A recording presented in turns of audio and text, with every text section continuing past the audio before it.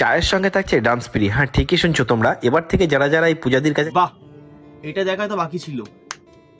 এখন চায়ের দোকানটা বারে রূপান্তরিত হচ্ছে। বাহ বাহ বাহ, চায়ের দোকান নাম হবে টি কাম বার। খুব ভালো, খুব ভালো। আচ্ছা পূজাদি, একটা কোশ্চেন আছে, গভীর কোশ্চেন তোমাকে, খুব গভীর কোশ্চেন আছে। আমি বলুম না, আমার শরম করে। করবো? আগে নাচ দেখাবে না আগে চা খাওয়াবে?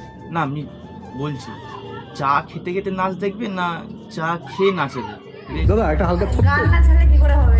এই গান চালা, আমিও দেখি।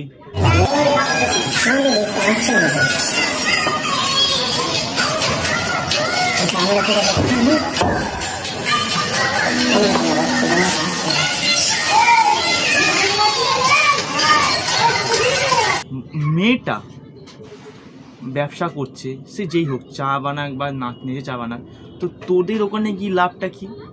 হয়তো দিদি নাচতো না, এই ফুড ব্লগারকে দেখে নাচা শুরু করে দিয়েছে।